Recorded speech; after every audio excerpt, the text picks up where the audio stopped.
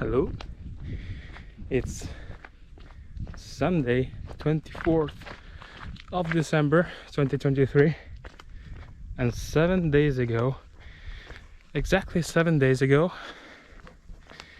I was finishing my first marathon in Pisa, Italy, with type 1 diabetes. And so today I'm taking a rest day from running, enjoying a walk in nature.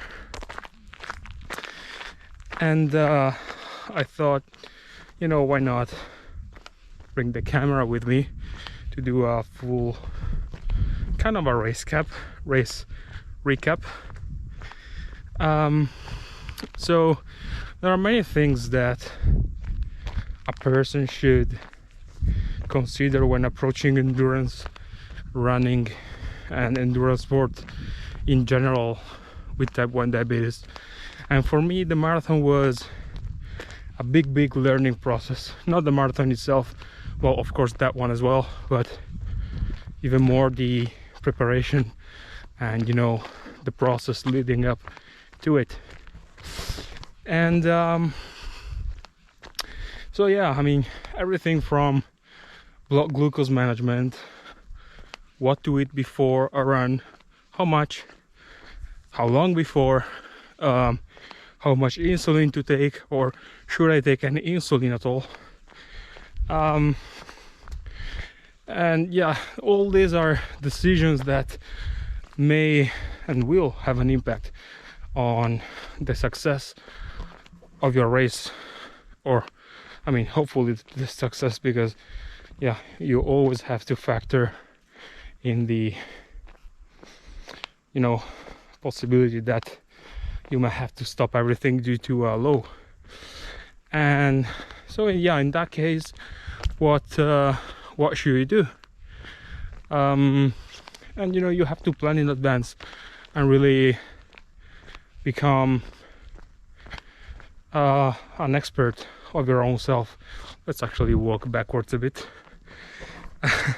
So yeah, first things, I will just go through the race experience itself and unpack some lessons that I've learned about diabetes management.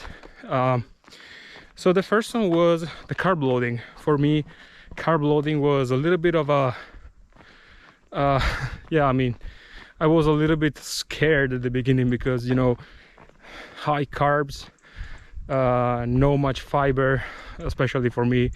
I don't like to eat many fibers the day before a race or a long run in general because of stomach issues mainly.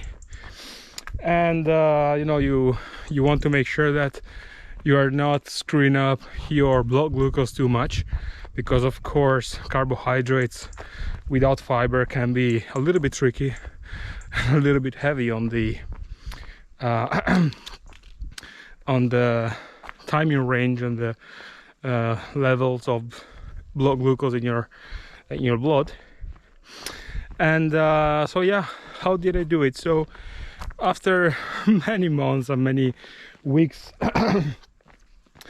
many weeks preparing and testing many different options in terms of race menu and eating, I adopted the following. So first of all, I am fully plant-based, and in fact I eat a diet that is naturally that consists mainly in whole foods that are naturally high in carbohydrates and low in fats. So carb loading for me is not that much of an issue, because I eat high carbs anyway, because that is great for maximizing insulin resistance, insulin sensitivity, and minimizing insulin resistance. And that proved correctly. That proved to be correct also in this marathon build. So the day before the race, I didn't carb up like in an excessive manner. I know how many carbohydrates I need to make sure that I get to the finish line in good shape, and that is roughly 10 grams of carbs per body weight, per kilogram of body weight, which is in my case around 650 grams of carbs the day before.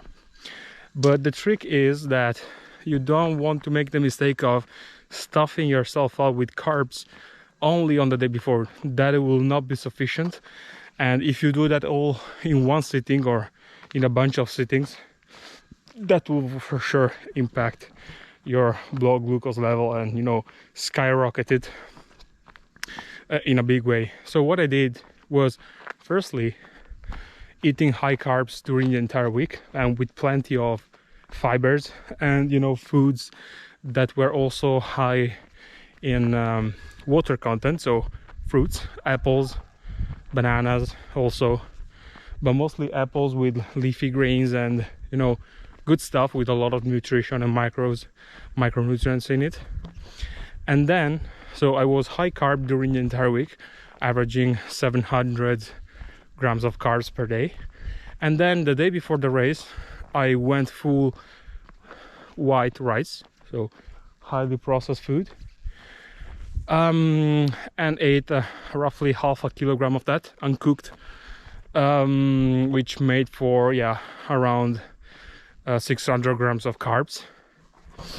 And instead of just, you know, eating one big portion at noon, one for dinner, maybe one, you know, at breakfast, what I did was eating smaller chunks here and there all throughout the day to make sure that the impact on my blood glucose would never be that drastic that it would cause a big spike, like getting myself up to 300, or, you know, big hyperglycemias that sometimes can occur. And that proved to be a very good strategy. So carb loading through the weeks with insulin sensitizing foods, foods that promote insulin sensitivity, so fruits and leafy greens. And the day before the race, cutting all the fibers and just focusing on white rice to make it more stomach friendly, and also making sure that I was fully loaded for the race the day after. And that was great because I was in range for like 90% of the time during the day. And even though I was less active because I was, you know, resting the legs and didn't move much, and that was a big success. So carb loading was a big success. Then the day of the race, light breakfast, very light breakfast. Usually I have rice cakes with some blueberry jam, and coffee. Didn't eat much, like 3 or 4 rice cakes probably, and took half of the normal amount of bolus that I would take for that amount. So say that for that amount of carbs, which was around 70 grams of carbs, I would take normally, I don't know, 4 units. This time I took 2 to make sure that I would be, by the time I would be at the starting line, I would be around 190, you know, to have some margin, for some safety margin. You don't want to start the marathon with 100. And that was good. I mean, the 2-3 hours before the race, I ate my breakfast around 3 hours before the race to make sure that there was no active insulin in my system too close to the race. That was good until I arrived at the starting line, and then I witnessed my insulin, my blood glucose skyrocket all the way up to 390. And that was not because of carbs or insulin or whatever. It was because of adrenaline and the excitement of the race. And that really played a fun trick on me. But it happens, you know, when we as diabetics are under a lot of stress, maybe before an exam, before giving a speech in public, or you know, any other stressful situation. For me was the race. Then yeah, stress will do that to you, to blood glucose, and you will notice that, and I guess you just have to accept that and trust the process. So it would be a mistake in that case to say, all right, I will not eat any carbs, any more carbs during the race because my blood glucose is too high. In that case, you have to say, all right, I'm gonna feed the athlete first, and then I will take care of the diabetic. And that proved to be the right strategy, because I still stuck to my race nutrition plan, which was 1 gel every 45 minutes, so around 40 grams of carbs every 45 minutes. And that of course I was still high during the first 15 kilometers. We'll walk forward for a bit. I was still high, but after the first after the half marathon mark, my blood glucose started to come down naturally. So around kilometer 25 I was at 250, and around kilometer 30 I was at 200, and by the time I crossed the finish line I was at 150. Super comfortable and a great level, you know, to finish with. And I ate around 7 gels, so around 200 grams of carbs while I was running. So yeah, I mean, it might seem counterintuitive, but that stress induced spike is really momentaneous. I mean, it's you know, it's very contextual. By the time I went past the starting line and the excitement wore off, and I became more focused on the race itself and on my breathing and everything else, then the stress came down. I was confident, I was strong, and yeah, so even though I was consuming a lot of carbs, I was also burning a lot of them. I was running a marathon, and that was a big lesson, because yeah, again, it might seem counterintuitive, but even if your blood glucose is spiking, you have to be aware that it's not the insulin, it's not, you know, what you ate, not necessarily at least, but it can be. And most of the time in those kind of situations it is the case that it is stress. And as soon as the stress or the excitement of the start is gone, then everything will come back to normal. And so yeah, a big lesson, because again, I could have said, all right, I will skip the first gel, you know, and let it come down a bit. But maybe skipping the first gel would mean that at kilometer 30 your legs are gone and you're not able to finish the race. And I wanted to finish the race in good shape, with full of energy, which I did, and with a good glycemic index. So that was a big lesson for me. Know that stress is a factor, and if you are an athlete in that situation, feed the athlete first and then deal with the diabetic. That's it. Then third lesson, the post-race recovery meal. Now at the finish line they always give you like a couple of, you know, fruits, apples, bananas. For me, I was able to grab around 4 or 5 apples, and I just ate them all like I think in 1 minute. I was so hungry. And then for some reason, I guess I was just not there. I was too emotional, too yeah, I mean, it was a special moment, but I was not really thinking. I was not really sharp.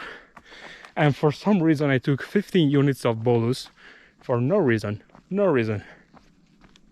No logical one, at least.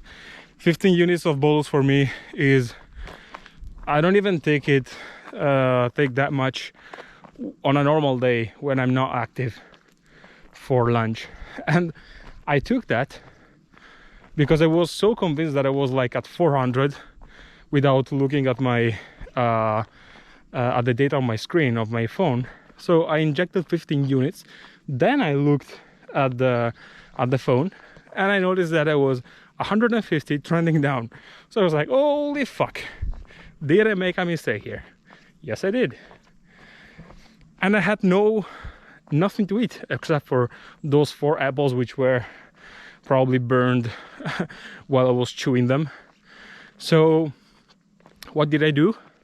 Well, I went to scout for the closest restaurant, and I ended up in a very nice place making sandwiches, local sandwiches, paninis, if you will. And I asked for a vegan sandwich, version of the sandwich, full of vegetables, drenched with olive oil. It was a big one, a very, very big one. I think it was like half a kilogram of bread, and plus all the oil, plus everything else.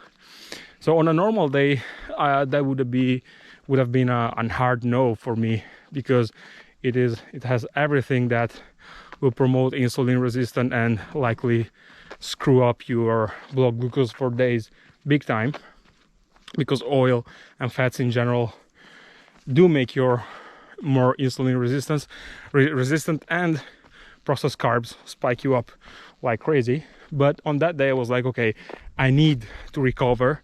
I need to eat something now, because my body was under such a great stress that it needed to be compensated quickly to kickstart the recovery process, efficiently.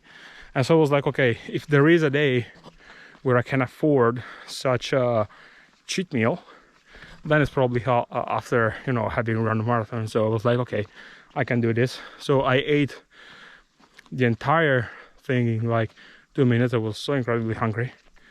And yeah, my blood glucose indeed stayed within range for the remainder of the day, and also the day after. So indeed, the insulin sensitivity promoted by the aerobic effort that I just did compensated and even balanced out the insulin resistant how do you say, the insulin resistance that was promoted by the food that I was eating, so processed carbs and fats. So yeah, the lesson here is that first, again, feed the athlete. So if you just underwent a big endurance effort, eat something, because your body needs it. It's screaming for nutrition of some sort. And the other thing is plan your meal in advance. Have something in your bag. That was a big mistake that I did, not having something quick with me and calorie dense, but also healthy. So yeah, I think that's it. So first one is to recap everything. Carb loading. You can do that without compromising your time in range. And by the way, my time in range during the week leading up to the marathon, so considering all the tapering runs, the marathon itself, and the crazy amount of carbs that I was consuming, my time in range was 84%. Great. No hypoglycaemia, of course, during the marathon. So that was a very big success for me, everything considered. So first thing, carb loading. Do not eat the classic big bowl of pasta at dinner, because that will simply overwhelm your digestive tract. So eat smaller chunks all throughout the day. I started to eat rice at 8 a.m. in the morning and stopped around 6 p.m. To make sure that my body could, you know, digest it well. I could empty my stomach maybe a little bit in the evening and then the morning. So smaller chunks to make sure that they never like cause a big spike. And also hydrate and eat plenty of carbs, green light carbs like fruits, during the days before. Because if you try to do everything the day before or just the meal before the race, like the dinner before, that will not be enough. You will bonk big time. And that is much more diabetic friendly, type 1 diabetes friendly. And indeed, consuming plenty of fruits like apples and bananas with leafy greens was critical for me to maintain a good timing range through the week, eating 700 grams of carbs per day with no, you know, much problem. I was in range, I was stable, I was not going up and down, but I was like days around 130 on a normal day. Then the second lesson is to feed the athlete first. So even though you see a spike maybe at the starting line, do what you always did. So if you always took during your training a couple units of insulin and 8 rice cakes, do that on the morning of the race. Do not inject any extra insulin. Do not eat more than that. Trust the process. And even if the excitement of the race take you up like a big spike, you know, trust the process again. Do not be scared. It will come down naturally. And stick to your nutrition plan. So keep your gels coming at regular intervals, the ones that you planned, the ones that you always experimented with during your training, and it will be a success.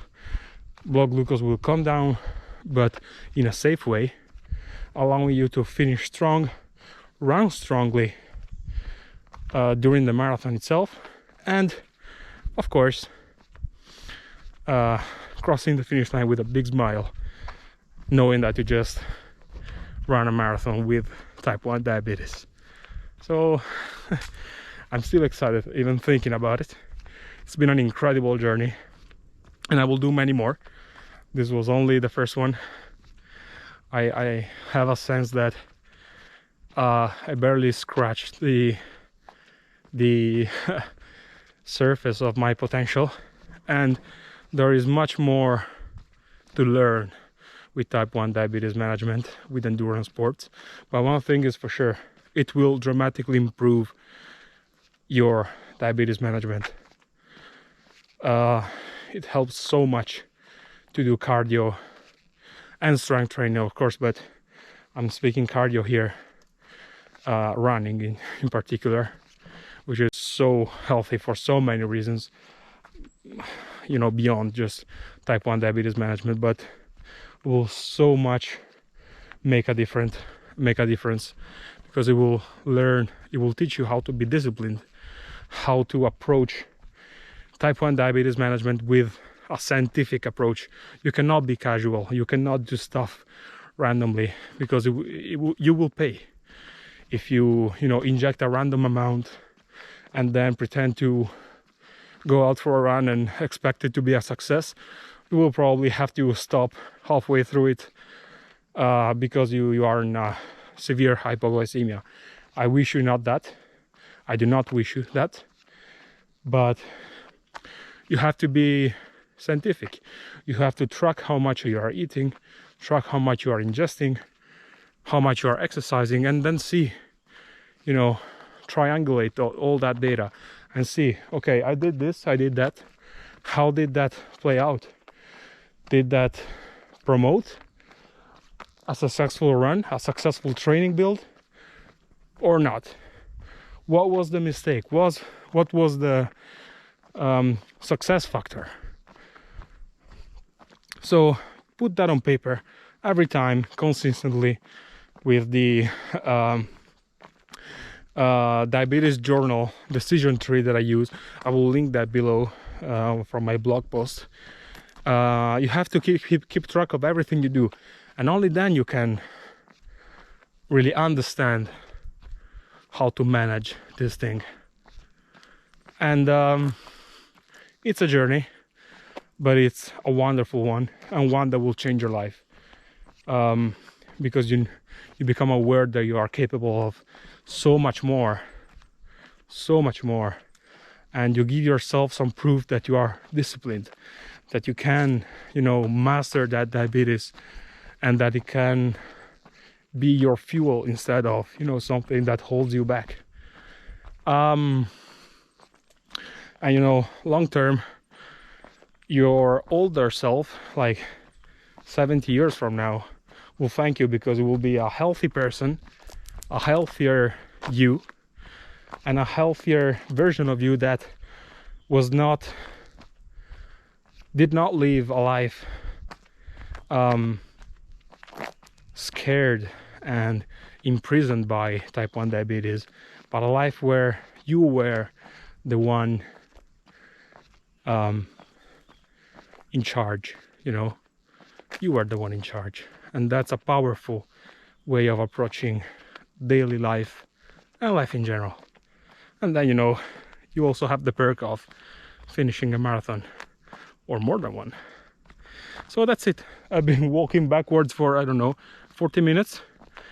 Healthy for the knees. I will now go back, walk forward a bit, downhill this time. And yeah, thank you for sticking with me. If you have any experience at all, or any remarks, any comments on what I just said, feel free to throw them down in the comments, and I will see you in the next one. Forward.